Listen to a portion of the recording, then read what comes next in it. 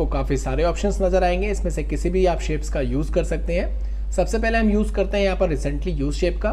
Basically ये वो shapes होती हैं जो हमने रिसेंटली यूज़ कर रखी होती हैं, उनमें से आपको कुछ हिस्ट्री दिखाता है जिसमें से आप कोई भी शेप ले सकते हैं। मान लीजिए हम यहाँ से एक रेक्टेंगल को सिलेक्ट करते हैं और यहाँ पर रेक्टेंगल को ड्रॉ कर लेते हैं। जैसे हम रेक्टेंगल को ड्रॉ करेंगे तो आप देखेंगे आपके सामने यहाँ पर काफ़ी सारे ऑप्शन नज़र आ जाएंगे। आप देखेंगे यहाँ पर शेप फॉर्मेट के नाम से एक टैब खुल जाएगा और इसमें आपको काफ़ी सारे फॉर्मेट चेंज करने के ऑप्शन दिखाई देंगे। जैसे मान लीजिए हम सबसे पहले बात करते हैं शेप स्टाइल की, तो यहाँ से आप क्लिक करके शेप को किसी भी स्टाइल में चेंज कर सकते हैं। ये देखिए बहुत सारे स्टाइल्स आपको नजर आएंगे। इसमें से आप किसी भी स्टाइल को यहाँ पर सिलेक्ट कर सकते हैं। जैसे मान लीजिए हमने यहाँ पर इस कलर को सिलेक्ट किया तो यहाँ पर हमारा जो शेप था वो इस कलर में कन्वर्ट हो गया। इसके बाद अगर आप चाहें तो यहाँ से कलर को चेंज भी कर सकते हैं। आपको डिफरेंट टाइप्स के कलर यहाँ पर नजर आएंगे, इसमें से कोई भी कलर यहाँ पर सिलेक्ट कर सकते हैं। और इसके बाद आप देखेंगे यहाँ अगर नो फिल करेंगे तो नो फिल में आपका जो भी कलर था वो यहाँ से रिमूव हो जाएगा। इसके बाद आप देखेंगे यहाँ पर आपके सामने नेक्स्ट ऑप्शन आएगा मोर फिल कलर्स का। मोर फिल कलर्स पे जैसे ही आप क्लिक करेंगे तो यहाँ पर आपके सामने काफ़ी सारे ऑप्शंस नजर आएंगे। इसमें से आप कोई भी कलर यहाँ पर सेलेक्ट कर सकते हैं और उसको यहाँ पे यूज़ कर सकते हैं। जैसे हम ओके करेंगे तो वो कलर हमारा यहाँ पर फिल हो जाएगा। इसके बाद हम देखेंगे यहाँ पे नेक्स्ट ऑप्शन है हमारा अदर थीम्स का। यहाँ पर आप जा करके कोई भी थीम यहाँ पे सिलेक्ट कर सकते हैं। यहाँ पर डिफरेंट टाइप्स की थीम्स आपको मिल जाएंगी, उस थीम का भी आप यहाँ पे यूज़ कर सकते हैं। इसके अलावा यहाँ पर आप नेक्स्ट ऑप्शन देखेंगे, यहाँ पर आपके सामने आएगा पिक्चर्स का ऑप्शन। आप पिक्चर पर जैसे क्लिक करेंगे तो आपके सामने यहाँ पर 3 ऑप्शंस आएंगे। तीनों ऑप्शंस में से आप किसी भी ऑप्शन को सिलेक्ट करके इसमें कोई भी पिक्चर या कोई भी आइकन इंसर्ट कर सकते हैं। तो सबसे पहले हम फर्स्ट ऑप्शन की बात करते हैं। हम फर्स्ट ऑप्शन पर जैसे ही क्लिक करेंगे तो आप यहाँ पर आपका सिस्टम का एक डायलॉग बॉक्स ओपन हो जाएगा और सिस्टम में से आप किसी भी पिक्चर को यहाँ पे इंसर्ट कर सकते हैं। तो जैसे मान लीजिए हम डी ड्राइव में जाते हैं और यहाँ से हम चले जाते हैं किसी पिक्चर में। तो मान लीजिए हम यहाँ पर पिक्चर्स में चले जाते हैं और किसी भी पिक्चर को सिलेक्ट करके जैसे हम इंसर्ट करेंगे तो वो पिक्चर हमारी शेप में ऑटोमेटिक एडजस्ट हो जाएगी। इसके अलावा दूसरा ऑप्शन अगर हम बात करें सेकेंड ऑप्शन की, तो सेकेंड ऑप्शन है हमारा ऑनलाइन पिक्चर का। इस पर जैसे आप क्लिक करेंगे तो यहाँ पर ऑनलाइन में बहुत सारी आपको इमेजेस नजर आएंगी। इसमें से किसी भी इमेज को सिलेक्ट करके आप इसके अंदर इंसर्ट कर सकते हैं। जैसे मान लीजिए हमने यहाँ पर बर्ड्स को सिलेक्ट किया। बर्ड्स को सिलेक्ट करने के बाद आपको काफ़ी सारी बर्ड्स यहाँ पे दिखाई देंगी। इसमें से किसी भी बर्ड्स को सिलेक्ट करके आप उसमें इंसर्ट कर सकते हैं। मान लीजिए हमने इस वाली पिक्चर को सिलेक्ट किया और यहाँ पर कर दिया इंसर्ट। जैसे हमने इंसर्ट पर क्लिक किया तो वो पिक्चर हमारी इस शेप में ऑटोमेटिक एडजस्ट हो जाएगी। इसके बाद हम बात करते हैं नेक्स्ट ऑप्शन की। तो यहाँ से हम जाएंगे वापस से पिक्चर वाले ऑप्शन पर। पिक्चर पर जैसे क्लिक करेंगे तो यहाँ पर आपको दिखाई देगा फ्रॉम आइकन्स। फ्रॉम आइकन्स पे जैसे ही आप क्लिक करेंगे तो आपके सामने काफ़ी सारे आइकन्स यहाँ पे नज़र आ जाएंगे और इसमें बहुत सारे ऑप्शंस आपको दिखाई देंगे, जिसमें से आप एनिमल्स का आइकन यूज़ कर सकते हैं, एरोज का आइकन यूज़ कर सकते हैं, आर्ट्स का आइकन यूज़ कर सकते हैं या बॉडी पार्ट्स का आइकन यूज़ कर सकते हैं। तो इसमें से किसी भी आइकन को यहाँ पे सिलेक्ट कर सकते हैं। जैसे मान लीजिए हमने इस वाले आइकन को यहाँ पे सेलेक्ट किया और यहाँ पर जैसे हम इंसर्ट करेंगे तो वो आइकन हमारा इस शेप में ऑटोमेटिक एडजस्ट हो जाएगा। तो इस तरीके से आप इन सभी ऑप्शंस का यूज़ कर सकते हैं। इसके बाद आप देखेंगे यहाँ पर नेक्स्ट ऑप्शन आएगा आपका ग्रेडियंट का। ग्रेडियंट पर जैसे आप क्लिक करेंगे तो आपके सामने काफ़ी सारे कलर्स यहाँ पर दिखाई देंगे, जो कि आपका 2 कलर का कॉम्बिनेशन होता है। इसमें से कोई भी कलर आप यहाँ पे इजीली सेलेक्ट कर सकते हैं, वो कलर आपका बेसिक शेप में फिल हो जाएगा। इसके बाद हम नेक्स्ट ऑप्शन की बात करते हैं। नेक्स्ट ऑप्शन आप देखेंगे यहाँ पर आपके सामने टेक्सचर्स नजर आएगा। इसमें आपको काफ़ी सारे टेक्सचर्स नजर आएंगे, जिसमें आप कोई भी टेक्सचर सेलेक्ट करके आप अपनी शेप में इंसर्ट कर सकते हैं। तो देखिए इस तरीके से आप अपनी शेप में कोई भी टेक्सचर इंसर्ट कर सकते हैं। इसके बाद नेक्स्ट ऑप्शन की अगर हम बात करें तो यहाँ पर आपको दिखाई देगा शेप आउटलाइन का। यहाँ से आप आउटलाइन की शेप का कलर चेंज कर सकते हैं। जैसे मान लीजिए हमने रेड कलर चेंज किया तो यहाँ से आप देखेंगे इसकी आउटलाइन का जो कलर था वो रेड कलर में कन्वर्ट हो गया।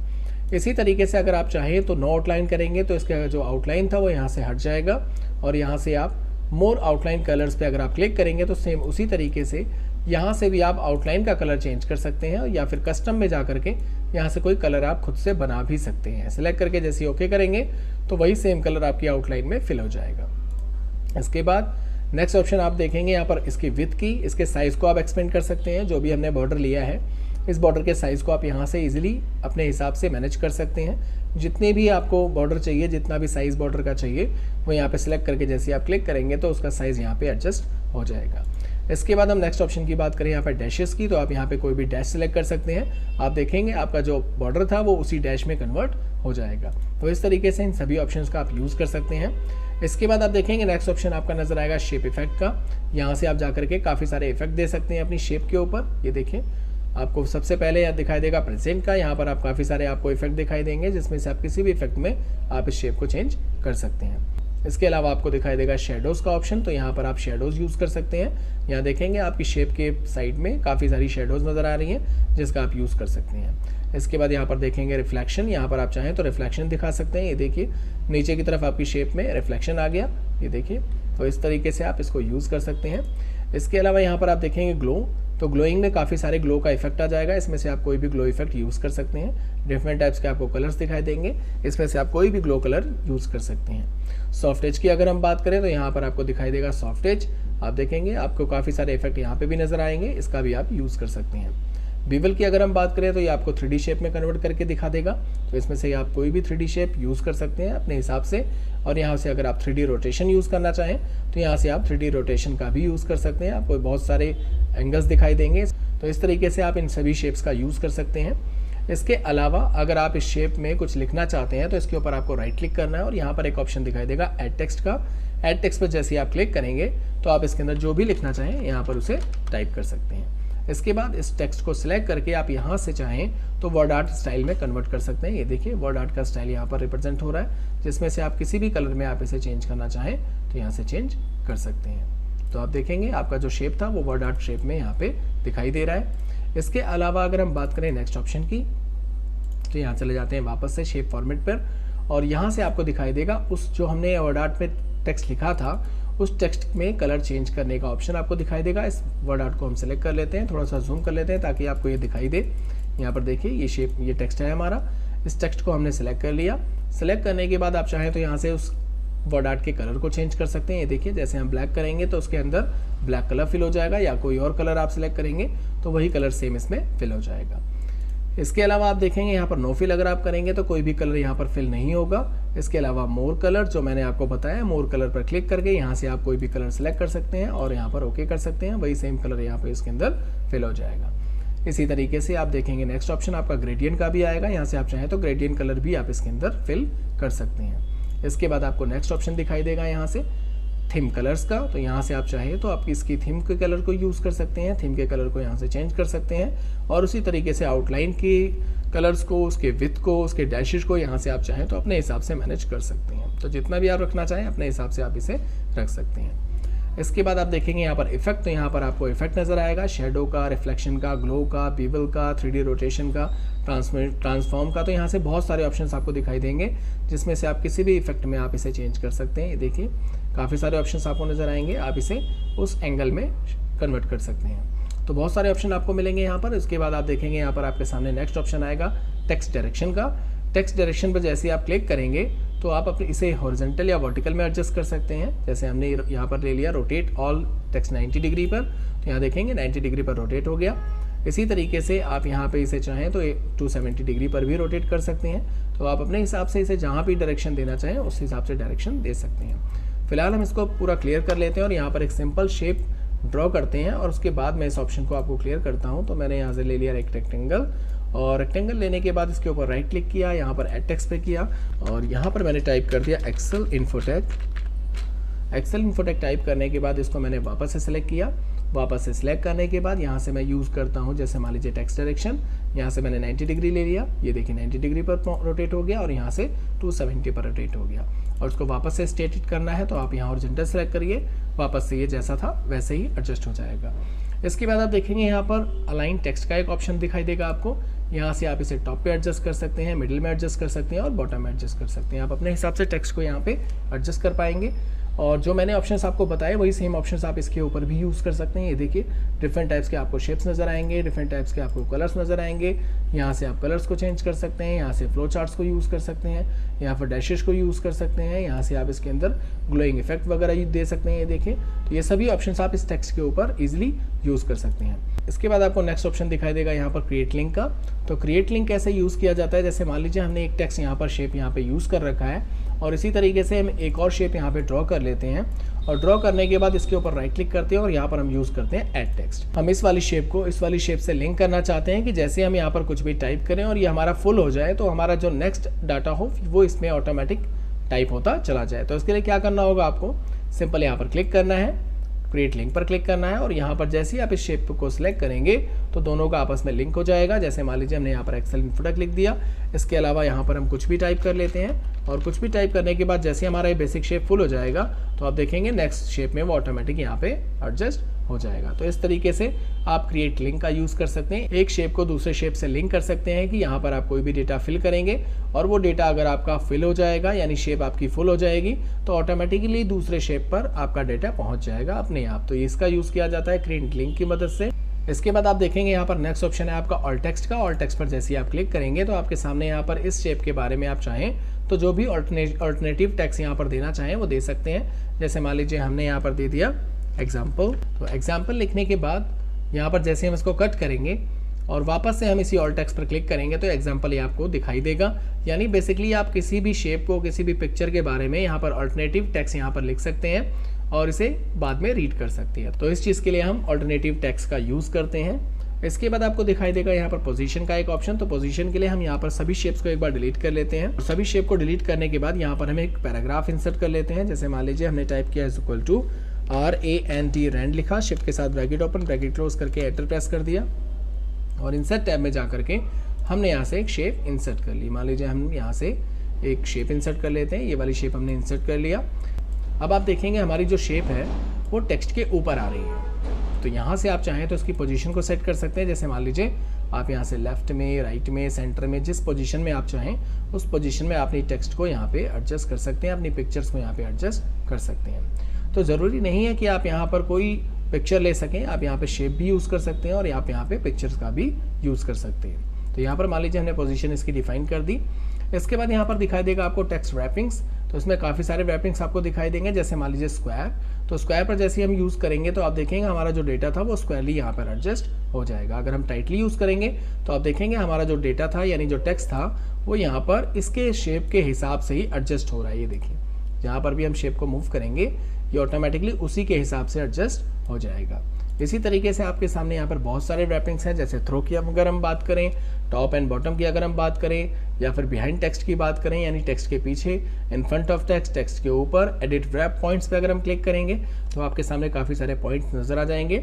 इसमें से किसी भी पॉइंट को आप सिलेक्ट करके यहाँ पर गैपिंग दे सकते हैं। तो इस तरीके से आप इस चीज़ का यूज़ कर सकते हैं और यहाँ पर आपको काफ़ी सारे मोर लेआउट्स भी दिखाई देंगे जिसमें से आप काफ़ी सारे लेआउट्स का भी यूज़ अपने हिसाब से कर सकते हैं। इसके बाद आपको दिखाई देगा यहाँ पे ब्रिंग टू फ्रंट और सेंड टू बैकवर्ड का एक ऑप्शन। तो इसके लिए हम यहाँ पर एक शेप को और इंसर्ट कर लेते हैं। मान लीजिए हमने एक शेप यहाँ पे इंसर्ट कर लिया और इसका कलर यहाँ से हमने चेंज कर दिया और उसके बाद यहाँ से हम यूज़ करते हैं सेंड टू बैकवर्ड का। जैसे हम सेंड टू बैकवर्ड करेंगे तो हमारा ये जो डेटा था यानी हमारा जो रेक्टेंगल ब्लैक वाला था वो इसके पीछे चला गया और जैसे ही हम ब्रिंग टू फॉरवर्ड यूज़ करेंगे तो ये वापस से इसके ऊपर आ जाएगा। तो इस तरीके से आप अपनी शेप को आगे या पीछे एडजस्ट कर सकते हैं। इसके अलावा यहाँ पर हम एक शेप को और ले लेते हैं। मान लीजिए हमने एक एलिप्स ले लिया और इस एलिप्स का कलर हम यहाँ से चेंज कर लेते हैं और उसके बाद अब हमारे पास 3 शेप्स हो गए। इन 3 शेप में से अब यहाँ पर जब मान लीजिए हम यहाँ पर नेक्स्ट ऑप्शन यूज़ करते हैं ब्रिंग टू फ्रंट, इससे पहले हम यूज़ करते हैं यहाँ से सेंड टू बैक। जैसे हम सेंड टू बैक करेंगे तो ये एक बार में ही सबसे पीछे चली जाएगी। यानी आप एक एक करके इसको अगर ऊपर लाना चाहते हैं तो यहाँ से आप एक एक करके ऊपर ला सकते हैं। ब्रिंग टू फॉरवर्ड करेंगे तो यहाँ से देखिए एक एक करके हमारा ऑप्शन ऊपर आ रहा है और यहाँ से अगर हम सेंड टू बैकवर्ड करेंगे तो एक एक करके यहाँ से ये पीछे जा रहा है। और अगर आप यहाँ से यूज़ करेंगे ब्रिंग टू फ्रंट तो आप देखेंगे एक बार में हमारा जो ऑब्जेक्ट था वो इन सभी के ऊपर आ जाएगा। और अगर आप इसको एक बार में पीछे भेजना चाहते हैं तो यहाँ से आप सेंड टू बैक का यूज़ कर सकते हैं। तो यहाँ से आप देखेंगे आपका जो शेप था वो एक बार में सबसे पीछे चला जाएगा। इसके बाद आपको दिखाई देगा यहाँ पर bring in front of text, यानी कि इसका यूज़ कैसे किया जाता है। ये टेक्स्ट के फ्रंट पर आएगा और ये टेक्स्ट के बैक में जाएगा। जैसे मान लीजिए हम यहाँ से सबसे पहले बैक में कर देते हैं इसको send to behind text. Send to behind जैसे टेक्स्ट हम यूज़ करेंगे तो आप देखेंगे टेक्स्ट के पीछे चला गया और अगर आप इसे टेक्स्ट के ऊपर लाना चाहते हैं तो वापस से इसको आपको क्या करना है, यहाँ से ब्रिंग टू फ्रंट पर जैसे आप क्लिक करेंगे तो ये टेक्स्ट के फ्रंट पर आ जाएगा। तो इस तरीके से आप इन सभी दोनों ऑप्शंस का यूज़ कर सकते हैं। इसके बाद आपको दिखाई देगा सिलेक्शन पेन का एक ऑप्शन। इस पर जैसे आप क्लिक करेंगे तो आपके जितने भी आपके शेप्स होंगे, बेसिक शेप्स, वो आपको यहाँ पे दिखाई देंगे। उसकी आप यहाँ पे आइज बंद करके उसको हाइड यहाँ पे कर सकते हैं। और अगर आप एक साथ हाइड करना चाहें तो यहाँ से हाइड ऑल पर क्लिक करेंगे तो एक साथ आपकी सारी शेप्स हाइड हो जाएंगी और अगर आप शो ऑल पर क्लिक करेंगे तो एक साथ आपकी सारी शेप्स यहाँ पे शो हो जाएंगी। तो इस तरीके से आप इन सभी ऑप्शंस का यूज़ कर सकते हैं। और उसके बाद आप देखेंगे यहाँ पर नेक्स्ट ऑप्शन आएगा आपका अलाइनमेंट का। तो अलाइनमेंट में आप लेफ्ट कर सकते हैं, इसको राइट कर सकते हैं, सेंटर कर सकते हैं, टॉप कर सकते हैं, बॉटम कर सकते हैं, मिडल कर सकते हैं, डिस्ट्रीब्यूट कर सकते हैं हॉरिजॉन्टल और वर्टिकल के अकॉर्डिंग, और अलाइनमेंट दे सकते हैं पेज मार्जिन के अकॉर्डिंग। तो इस तरीके से इन सभी ऑप्शंस का आप यूज़ कर सकते हैं। इसके बाद आप देखेंगे यहाँ पर नेक्स्ट ऑप्शन आपको दिखाई देगा ग्रुप का। ग्रुप का मतलब शिफ्ट के साथ मान लीजिए हमने इन दोनों ऑप्शन को एक साथ सेलेक्ट किया और यहाँ से ग्रुप में जाकर के जैसे हम इसे ग्रुप करेंगे तो ये दोनों शेप्स हमारी क्या हो जाएंगी, आपस में ग्रुप हो जाएंगी। इसके बाद अगर हम इसके अलावा इस शेप को भी इसमें ग्रुप करना चाहते हैं तो शिफ्ट के साथ हमें इसको भी सिलेक्ट करना है और यहाँ से हम जा करके ग्रुप पर जैसे क्लिक करेंगे तो ये भी हमारी ग्रुप में कन्वर्ट हो जाएगी। तो यानी तीनों की तीनों शेप्स हमारी ग्रुप में ऐड हो जाएंगी। आप तीनों को एक साथ छोटा या बड़ा या एडजस्टमेंट कर सकते हैं। और अगर आप इसे अनग्रुप करना चाहते हैं तो जैसे आप ग्रुप में जाके जैसे अनग्रुप करेंगे तो ये सारी की सारी शेप्स हमारी अनग्रुप हो जाएंगी। यहाँ पर आप देखेंगे ये भी अनग्रुप हो गया और ये भी अनग्रुप हो गया। तो इस तरीके से ये दोनों की दोनों शेप्स हमारी अनग्रुप हो जाएंगी। लेकिन आप देखेंगे यहाँ पर ये जो दोनों शेप्स थी वो एक बॉक्स में बंद हो गई और ये वाली जो शेप थी हमारी वो बिल्कुल अलग हो गई। अगर आप इसको भी अनग्रुप करना चाहते हैं तो यहाँ से आपको जा करके वापस से अनग्रुप ऑल करना होगा, तब जा करके आपकी ये शेप यहाँ से अनग्रुप होगी और यहाँ से अनग्रुप हो जाएगी। तो बेसिकली इस तरीके से इन सभी ऑप्शंस का आप यूज़ कर सकते हैं। इसके अलावा अगर आप चाहें तो यहाँ से रोटेशन का यूज़ कर सकते हैं, जैसे 90 डिग्री, 80 डिग्री, हॉरिजॉन्टल, वर्टिकल पे फ्लिप करना चाहें तो यहाँ से आप इसको भी यूज़ कर सकते हैं। इसके बाद अगर आप चाहें तो यहाँ से साइज़ को इंक्रीज़ या डिक्रीज़ करना चाहें किसी भी शेप का तो आप अपने हिसाब से साइज़ को इंक्रीज़ या डिक्रीज़ कर सकते हैं। सेंटीमीटर में जैसे मान लीजिए मैंने इसको 5 सेंटीमीटर कर दिया और इसको भी मैंने 5 सेंटीमीटर कर दिया, तो दोनों ही मेरा जो शेप था वो 5 सेंटीमीटर में यहाँ पे एडजस्ट हो गया। तो इस तरीके से आप किसी शेप को प्रॉपर एक साइज़ डिफाइन कर सकते हैं। तो ये बहुत सारे ऑप्शन थे हमारे। इसके बाद हम बात करते हैं यहाँ पर नेक्स्ट ऑप्शन की। यहाँ पर आपको दिखाई देगा चेंज शेप का एक ऑप्शन। यहाँ से आप चाहें तो अपनी शेप को चेंज कर सकते हैं। जैसे मान लीजिए अभी हमारे पास ये शेप है और इस शेप के बजाय मुझे कोई दूसरी शेप यहाँ पर चाहिए, तो यहाँ से जैसे ही मैं दूसरी शेप यहाँ पर क्लिक करूँगा तो ऑटोमेटिक आप देखेंगे ये शेप हमारी चेंज हो जाएगी उस शेप के अंदर जो मैंने शेप वहाँ पर सेलेक्ट की थी। इसके बाद आप देखेंगे यहाँ पर नेक्स्ट ऑप्शन आपको दिखाई देगा एडिट रैप पॉइंट्स का। इस पर जैसे आप क्लिक करेंगे तो आपके सामने काफ़ी सारे पॉइंट नजर आ जाएंगे। आप अपनी शेप को यहाँ पर कन्वर्ट भी कर सकते हैं अपने हिसाब से। जैसे मान लीजिए हमने इसको यहाँ पर सेलेक्ट किया और इसको हमने यहाँ से नीचे की तरफ दबा दिया। इसके बाद आप इसके पॉइंट्स को उठा करके अपने हिसाब से शेप को एडजस्ट कर सकते हैं। आप अपने हिसाब से कोई शेप अगर ड्रॉ करना चाहें तो यहाँ पर अपने हिसाब से इसको ड्रॉ भी कर सकते हैं। तो बहुत सारी शेप्स आप यहाँ पर चाहे अपने हिसाब से बना भी सकते हैं। तो इस तरीके से इन पॉइंट्स का यूज़ कर सकते हैं। इसके बाद हम बात करते हैं यहाँ पर रीरूट कनेक्टर का। तो इसके लिए हम चले जाते हैं वापस से इंसर्ट टैब के अंदर, यहाँ से चले जाते हैं शेप्स में और यहाँ सबसे नीचे आपको दिखाई देगा न्यू ड्राइंग कैनवस का एक ऑप्शन। इसको जैसे आप सिलेक्ट करेंगे तो आपके सामने एक रेक्टेंगल दिखाई देगा। इस रेक्टेंगल के अंदर हमें जो भी शेप्स लेनी है वो ड्रॉ करनी है।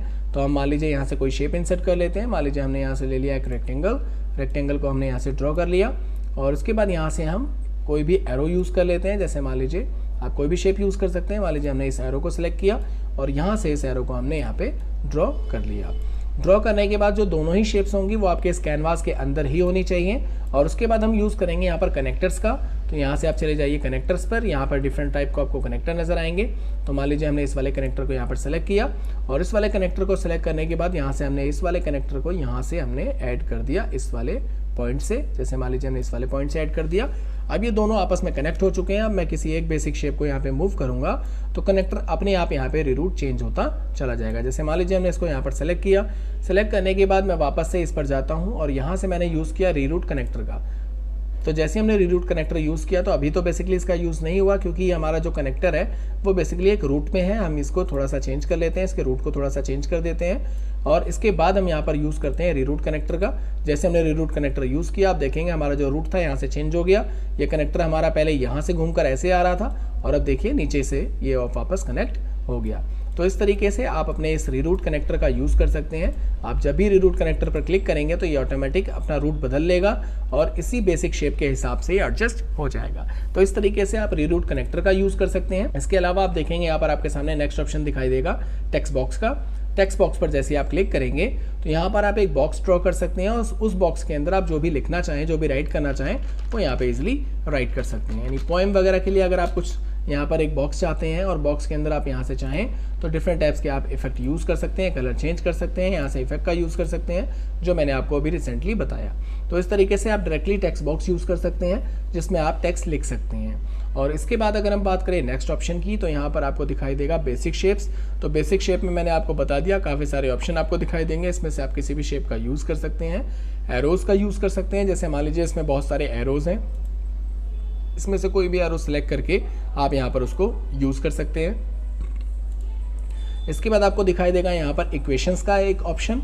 तो इक्वेशंस में आपको प्लस माइनस मल्टीप्लिकेशन वगैरह दिखाई देगा, इसमें से भी आप कोई शेप यहाँ पर यूज़ कर सकते हैं। इसके अलावा आपको यहाँ पर दिखाई देगा नेक्स्ट ऑप्शन यहाँ पर स्टार्स एंड बैनर्स का। इसमें से भी आप कोई स्टार या बैनर यहाँ पर यूज़ कर सकते हैं और स्टार बैनर यूज़ करके यहाँ पर उसे ड्रॉ कर सकते हैं। इसके अलावा यहाँ नीचे की तरफ आपको दिखाई देगा क्लाउड्स, यहाँ पे क्लाउड्स का आप यूज़ कर सकते हैं और क्लाउड्स को यहाँ पे ड्रॉ कर सकते हैं। और इसके अंदर अभी अगर आप कुछ लिखना चाहें तो इसलिए आप इसमें टाइप कर सकते हैं। तो बहुत सारे ऑप्शंस इसमें आपको दिखाई देंगे शेप्स के। तो दोस्तों ये थे हमारे शेप्स के ऑप्शंस। अगर आपको हमारा वीडियो पसंद आया हो तो चैनल को लाइक कमेंट शेयर जरूर कीजिएगा। धन्यवाद।